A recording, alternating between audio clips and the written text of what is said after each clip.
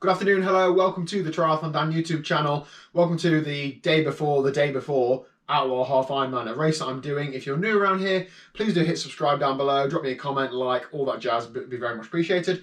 This video is all about my equipment and nutrition choices and technology choices for a half Ironman that I'm doing in a couple of days. So I'm going to talk you through it step by step, so from the swim to the bike to the run. This is also a very worthwhile exercise to do if you've got kit everywhere like I do. You don't necessarily need to make a video about it, but just laying it out and going through each sport, you know, touching all the equipment you're going to use, make sure you haven't forgotten anything, doesn't it? Anyway, let's get started then. So first things first, the swim. Now I'm probably going to put a tri-suit on rather than Speedos.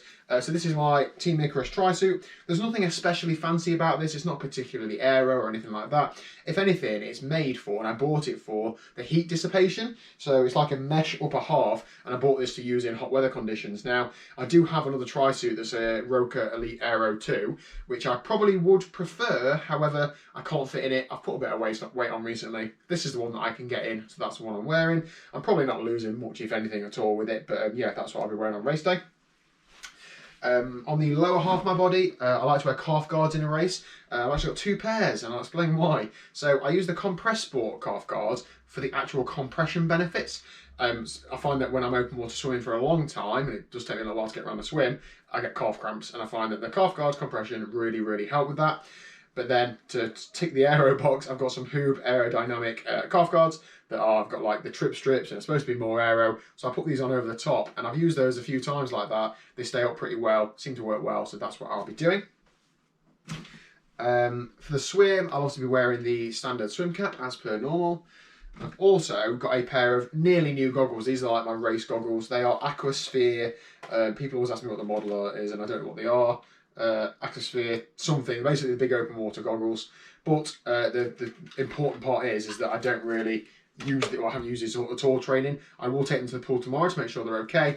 Other than that, they're just race day only. The actual, you know, the anti-fog film stuff in it lasts for a while if you don't use them very often. So yeah, race day goggles. The wetsuit is annoyingly inside out, so sorry about that. It's a Roka Maverick Pro. So it is a couple of years old now. It's been superseded by the Maverick Pro 2, but I absolutely love this wetsuit. It's supple, it's buoyant, it fits me, and it seems to be absolutely great. No complaints there whatsoever. What I will be doing is making sure, heart rate strap, I'll be using a Wahoo Ticket X heart rate strap.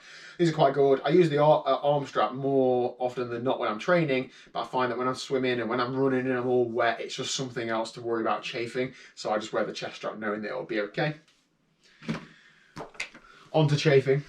Chamois cream, obviously give myself a good lathering of that first, because some of it will get washed off in the swim, but some of it will still be there. Makes the bike leg a little bit more comfortable. None of this is going in the bag, by the way, it's just going on the floor. Petroleum jelly, Vaseline. Now, two benefits to this. Firstly, it stops things chafing, and secondly, Liz really enjoys smothering it on me. I don't know, it's a bit weird, but whatever. So I put this on my neck, on my wetsuit shoulder. I also put it like under my arms down there, a little bit on there, tops of my legs. I'll probably stop there for you, but I'll definitely, anything that has previously chafed me, I will just give a good slather of Vaseline. It's better safe than sorry. Roll a toilet roll. No, I'm not going to swim with this. Just take one into transition. If you're queuing for a portaloo, there's nothing worse than getting in the toilet and being, oh, there's no toilet roll. Just take a roll with you, use it, leave it in the portaloo for somebody else to use. Top tip, there you go. Technology-wise, I'll be recording the whole thing. I do use something else on the bike, but the whole event will be recorded on my Garmin 920 XT. I do have a Wahoo Element Rival watch, but I've never tested it in a race, like any racing. I've not even tested it in the triathlon mode. It does a few different things, like a touchless transition. I'm not sure I'm ready to fully embrace that. I need to test it before I race it. I've got enough going on with race day. I'm sure you guys have as well. So something that I've used and used many a time will be absolutely fine. I'm going to use that. First bit of nutrition, I'll be having breakfast as normal a couple hours before the event, but then I also have a gel about 10-15 minutes before. I'm going to be in the water 30 to 35 minutes-ish, so I'm going to be burning a fair few carbs, so if I can have that in my stomach, just getting digested, that gives me a head start on the day. There's only 20 grams of carbs in it, so it's not like it's a huge amount. I find these high five gels go down pretty well, so I shouldn't have any issues in the swim, and again, it's something I've tested. But I've got to say, if you're doing Outlaw Half, let me know down below. Let me know your race number and a brief description of what kit you're wearing. Not because I'm going to try and keep an eye out for you, I will do, but I've probably got other things on my mind. Liz is going to be spectating, supporting. It'd be great if she had an idea of a few people to give a shout to. She'll love that. A little bit of stress for race day. So, done the swim, splash, splash, splash, get out in transition. What next? I always keep a small towel in transition. Sometimes you might have something in your eye, or you just, you got water everywhere. Just give yourself a quick wipe over. It's a big benefit. This is the one out of our bathroom, which Liz will not let me take to an event, so that one will not be going. But it is good to get a colour that stands out, because you're officially you're not allowed to mark your transition area. But if something in your transition area stands out, well, you can probably get to, find your bike a bit easier. Onto the equipment then. So I'll start from the bottom and work my way upwards. So shoes. These are my Rafa Climbers shoes. I've had these 2 or 3 years now. A bit worse for wear, but I've used them a lot. I know that I can ride my bike for hours and hours, and these don't cause me any issues. I do have some triathlon shoes, but if I'm honest, I haven't really got on with them. A little bits of foot pain. I don't need that on race day, so this is what I'll be wearing. This one has got a Lycra overshoe on. They will both have them on race day. These are really cheap off eBay. They're about 3 or 4 quid. They're just Lycra pull-on overshoes. The reason I use these in triathlons is because when you run through transition, you wear out under the front, they all get ripped and stuff after a couple of events. They're a £5. I can afford to replace them. I'm not spending 60, 70 quid on some posh ones that are going to get chewed up. Also, they're only like ankle height. So what I do is I put my foot in, do the strap up, and then all I'm doing is pulling the heel over the heel. And do you know what? It doesn't matter if that is still on there. As I say, you're going to run on it and it's probably going to get ripped, but the benefit is there. The Lycra overshoe is over your shoe. It's minimal, but it takes only a second to pull on. If it's a little tiny gain, then it's a little tiny gain. And vice versa, when I come to get off the bike, all I've got to do is hook my hand under the back. I'll just pull it under like that. And it's really so simple to do. And I love those things. Love might be a bit strong. I was like, bottom working my way up. Socks. Now, I'll always put on a pair of socks in T1. And I also have a pair in my trainers in T2 in case I want to swap them. I figure that, I'm not trying to get on the back of a pack, so there's no point in me getting on the bike with no socks on and having to put them on in T2. I'm just going to ride it at my own race. So these are box fresh socks. I think there's something good for morale about brand new socks on race day. And also I know that these socks I get on with, sometimes ones that have been through the wash a few times might be a bit tighter, a bit harder to get on. I haven't got my talcum powder out. That's reminding me this exercise is worthwhile. I'll put some talcum powder inside the socks. So if you're standing on your towel, your feet might not be quite dry. Pulling your socks on, it will be okay to pull on. So yeah, brand new socks.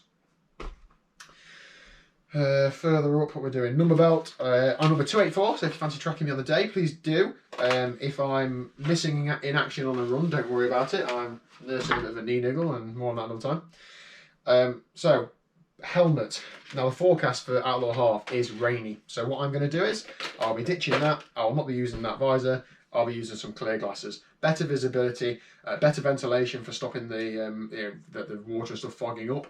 I will also treat these lenses with a product called Angel Wax H2 Go, which is like a glass sealant, but it also stops things fogging up. So I'm using that inside and outside with my gyro arrowhead helmet. It probably looks a bit weird, but the aerodynamic penalty is minimal, if any, to wearing shades with an arrowhead. So that should be absolutely fine. The last thing I want to do is not be able to see. I'm not going to throw that on the floor if that's okay. So getting onto the bike, once I put my number belt on and my helmet, that's pretty much it in shoes, and then get on the bike. So let's talk about nutrition for the bike, and then I'll go on to the actual bike selection of things. So hydration. Now at the event, because of COVID restrictions, they are not handing up bottles anymore. So me and a lot of people have had to rethink what you're going to do on the bike in terms of hydration and nutrition.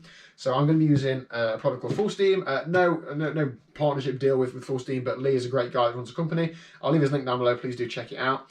There's nothing especially amazing about this product. It's not the highest amount of carbs per gram, and there's not any top tier athletes that endorse it other than me.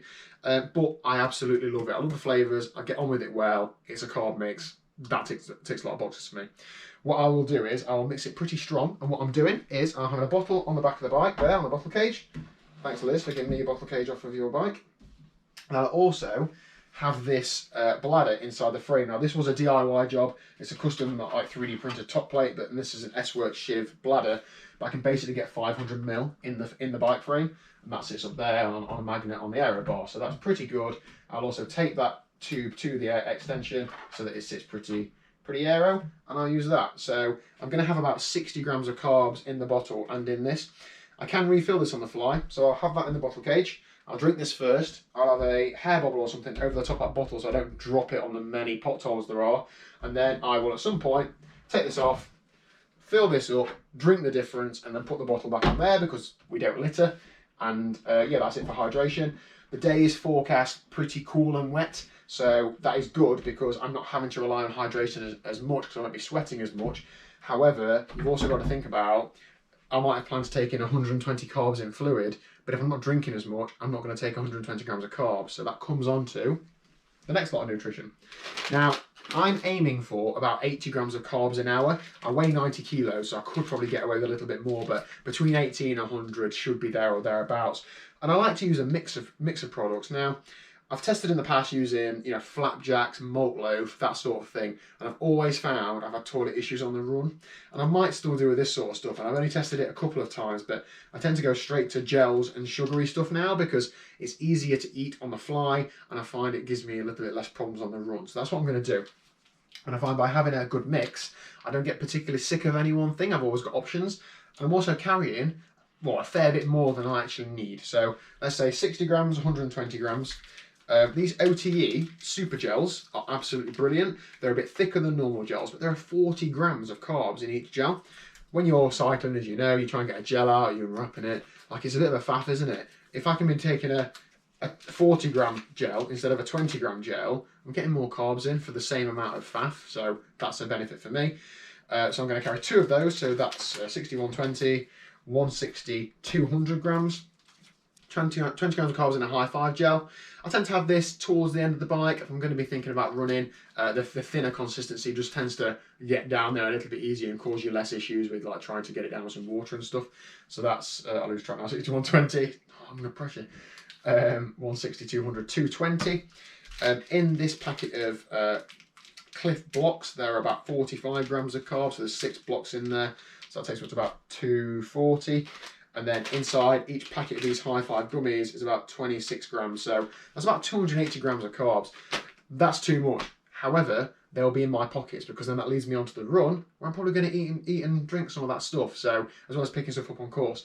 And what it also allows me, if I pick a gel up and I go, oh, I've dropped it. It's not, oh my God, race nutrition's gone out the window. It's, oh, okay, I'll just get another one out because I know I've got plenty.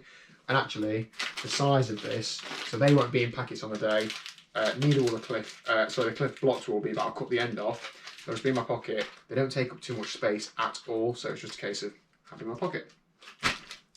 Bike and bike equipment. I'm not going to go through the full bike spec. I've covered this a few times. You're probably all bored of it. It's a Felt IA, full-on, time trial triathlon setup.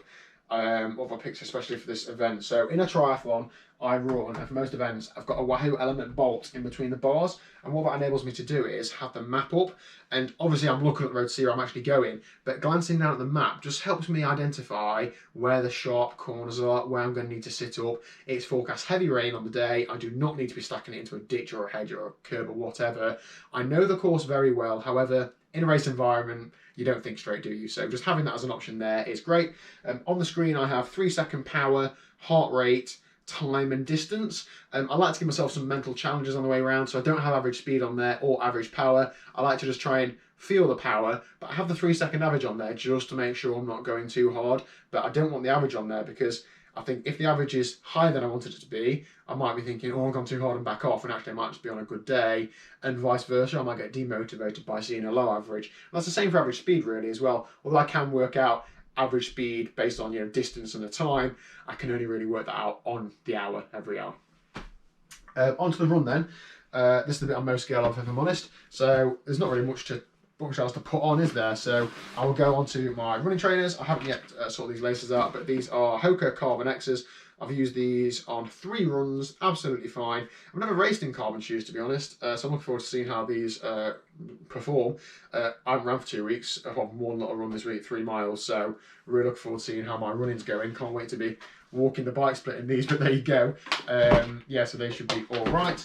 Then I also have, in and around where my shoes will be, just some other nutrition. You don't know what you're going to want or desire before you get there, so just having options. Maybe I've dropped all this on the bike. Maybe I've ate loads more than I wanted to, and I want another OTE gel. I've got options in transition, I can just pick them up and take them with me. 9 times out of 10, I don't do that, but they're there. And also, you know, if there's somebody around you who's saying, oh, have you got a gel? Of course I have. Here you go, not a problem.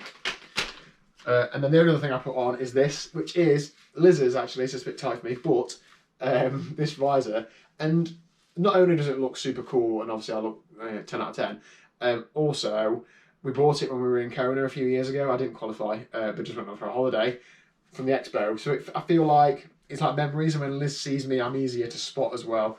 So yeah, just a bit of a good luck charm. And I think that is it. I need to get my talcum powder out. Other than that, I feel like I've got everything. Let me know down below. Would you? Don't let me know if you do anything differently, because I'm not changing it. We're too close to race day for that. But if you've got any tips for me to use in a future day, let me know down below. Or if you do anything differently, please do. Let's have a great day. If you're watching this and you're doing Outlaw in a couple of days, let's absolutely smash it. Say hi if you see me around.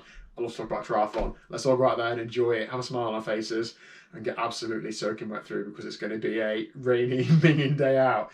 Thank you very much for watching. Please do feel free to share this amongst your triathlon or your friends or whoever. I very much appreciate it.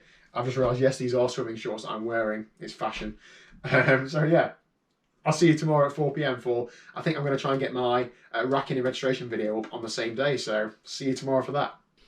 I knew I'd forget something. Thank you to my amazing partners at NRG Chains. I'm going to be doing a giveaway based around the Outlaw half. So what I want from you, because I always want something from you, don't I? Please do follow NRG Chains. I'll leave the thing on screen now and I will put that link down below. You need to be following them to be eligible for this competition. Follow me as well. Cheers, thanks. Now the competition is, I'd like you to guess the time difference between myself and fellow YouTuber Harry Palmer's bike split.